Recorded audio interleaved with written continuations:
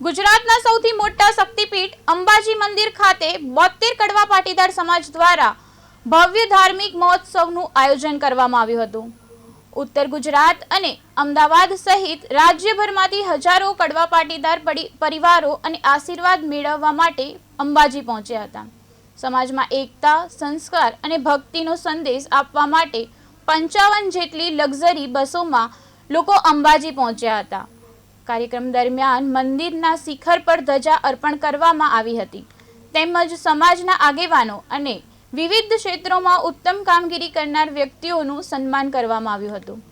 आ धार्मिक कार्यक्रम में विरम गामना धारासभ्य हार्दिक पटेल पण खास उपस्थित रह्या हता।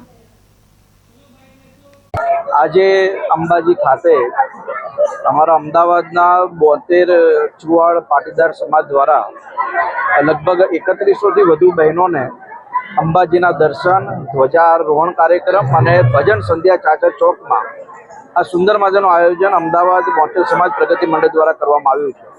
લગભગ અલગ અલગ વર્ષે ધાર્મિક કાર્યક્રમોના માધ્યમથી બહેનોને અને ખાસ કરીને સમાજના વડીલોને આધ્યાત્મિક દર્શનોના કાર્યક્રમોના આયોજન કરવામાં આવતા હોય છે। અને આપણે બધા જાણીએ છીએ કે જે રીતે અંબાજી આવનારા દિવસમાં કોરિડોર બનવાનો છે, ભવ્ય વિકાસ થવાનો છે અને પવિત્ર યાત્રાધામ બોર્ડ દ્વારા અંબાજીને એક અત્યંત આધુનિક સુવિધાઓ સાથે તૈયાર કરવાના છે। આવા સમયે આજે લગભગ 3500થી વધુ 3100 બહેનો અને 400થી વધુ સ્વયંસેવકો સાથે આ સુંદર મજાનો કાર્યક્રમ આજે અંબાજી ખાતે કર્યો છે। એનો સહભાગી થવાનો અમને અવસર મળ્યો છે।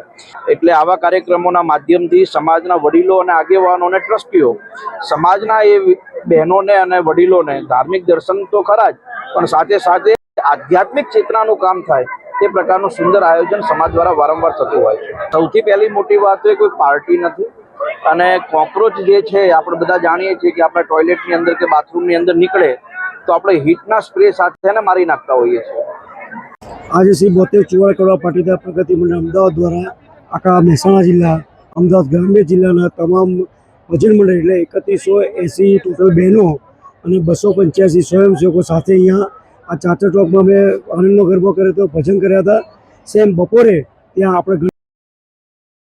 ગણેશ ભવન ખાતે અંબાજીમાં પણ ભજન કર્યા હતા અને ટોટલ અમારે 55 બસ દ્વારા તમામ સભ્યોને અહીંયા લાવ્યા છીએ। આજે માતાજીના આ ચોકમાં અહીંયા આજે અમે સારી રીતે ભજન અને આનંદનો ગરબો કર્યો। આનો મુખ્ય ઉદ્દેશ શું છે? આનો મુખ્ય ઉદ્દેશ એક જ છે કે બહેનોમાં જે ગામડામાં જે બહેનો રહેતા હોય એમને સમાજ પ્રત્યેની એક લાગણી ઊભી થાય, એમનામાં એકતા ઊભી થાય અને એક સામાજિક અને ધાર્મિક બંને વાતાવરણ ઊભું થાય, એનો અમારો એક પર્પઝ છે।